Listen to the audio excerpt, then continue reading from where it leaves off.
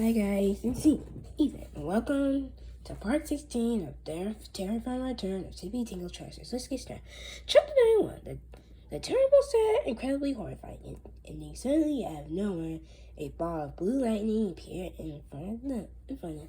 It grew bigger and bigger until it exploded in a blinding flash.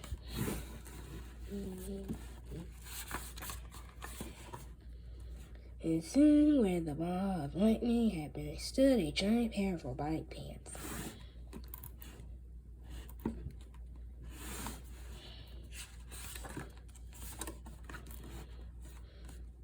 Boy, that was a close one, said Tippy from the inside the depths of his giant robot pants.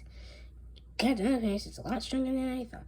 Tippy unzipped the zipper of his tiny traveling trousers and looked down at the wall. 5 years ago, he saw the raging thunderstorm and the 4 sixth graders who stood trembling beneath his giant robotic feet. Hey, shouted Tippy. What's wrong with you kids? You look like you just seen a ghost. It's the haunted pants of Wedgie McGee, screamed Frankenstein, pointing out at Tippy's gigantic darkened silhouette.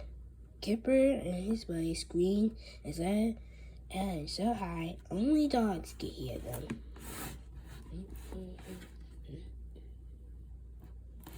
Robo-pants.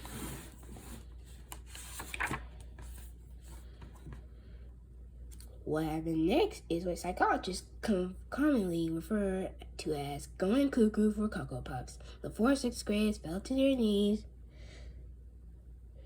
shaking, twitching, and uttering their complete nonsense as their fragile eggshells minds began to shine. Baba, haba, wah, cried Kipper as he frantically slapped himself in the face again and again. Buck tore off his clothes and began dancing the hula while singing I'm a little teapot as loudly as he could. Loogie started digging a hole in the ground with his teeth, gobbling up an enormous fistful of dirt and worms. And poor Frankenstein just laughed maniacally, happily banging his head into the grass over and over and over and over and over. Bullies go bananas.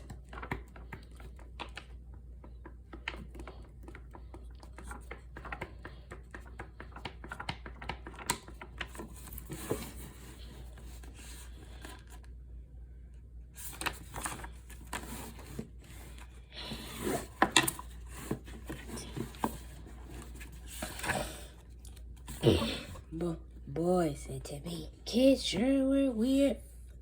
4 years ago, in the view. 4 years ago, and press the away we go button.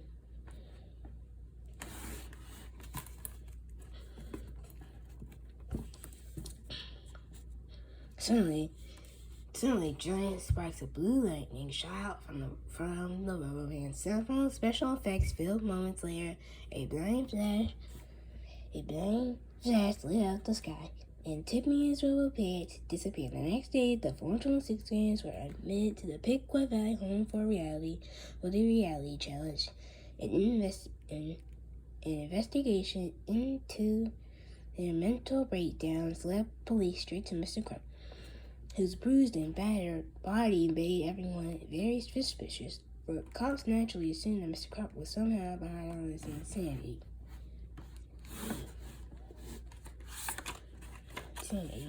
Although no formal changes were filed against Mr. Crump, everyone blamed him. Anyway, Mr. Crump got fired a few weeks later and never worked as an elementary school principal again. As you all know, Crump is Captain Underpants. Chapter 32. 4 years later,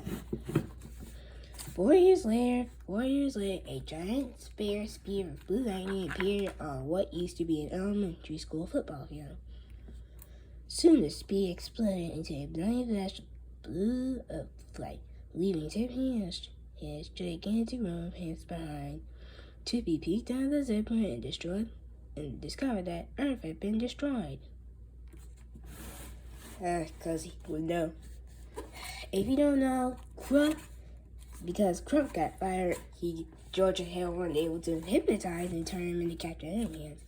And he wasn't able to get superpowers, so he couldn't fight the bad guys that were going to destroy the Earth. So there you go. That's and that's the answer of how the Earth got destroyed.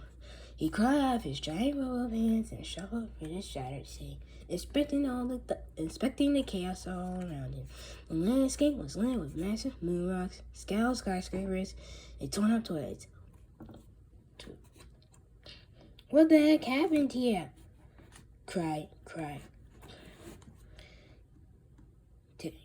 Tippy cried when the morning sun rose above the horizon. Tippy finally saw a sign like a little preschool was walking.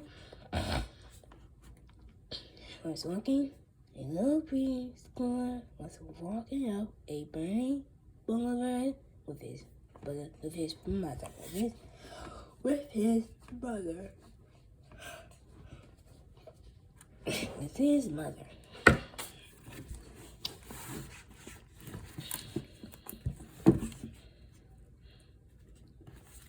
Hey kid, yelled Tippy. What happened here? How did Earth get destroyed? Well, said a little boy. A few weeks ago, some guy in a diaper blew up the moon and tried to take over the world. A week later, a bunch of talking toys attacked the thing and ate him up. Then, the week after that, a spaceship landed on top of the elementary school and all the kids got turned to giant evil zombie nerds. I sure wish you would stop obsessing over such foolish nonsense, said the boy's mother.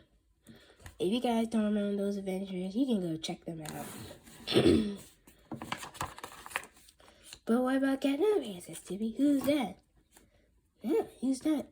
Said the boy. He's that fat bald superhero, said Tippy. You know the guy the guy with the underwear and the red cape. Why, Tim? I've never seen anyone like that, said the little boy. Wanna know why? I'll tell you. If you don't remember what I said earlier, I can tell you. If you don't remember from chapter 31, Crop was fired, and because Crop got fired, Georgia wasn't able to turn into Captain Underpants, and he wasn't able to get superpowers, and that's how Earth was destroyed, taken over by villains.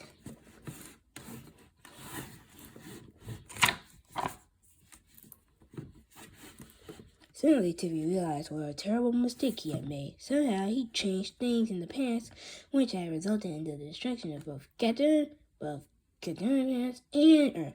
I must go back and undo what I did, cried Tippy. I must go back in time to save Captain Underpants. Quickly, little boy, said Tippy. Tell me everything you know about those zombie nerds who have taken over the world. Well, said the little boy, they're really strong, yes, and they're really strong. Yes, said Tippy. What else are they? A surprise is gonna be they're right behind you. Yeah, they're right behind you. They're right behind you. You, said the boy. Tippy's turned and looked up. There standing behind were two of the biggest, evilest looking zombie nerds anyone had ever seen. What the zombie nerds raised his sword above Tippy. No, screamed Tippy. You can't kill me. I'm the only chance that this world has of ever returning to normal. Recognize who those zombie nerds are? Comment below to tell me who these zombie nerds are. Alright guys, I'm gonna come and do a part 17. See you later, part 17. Bye.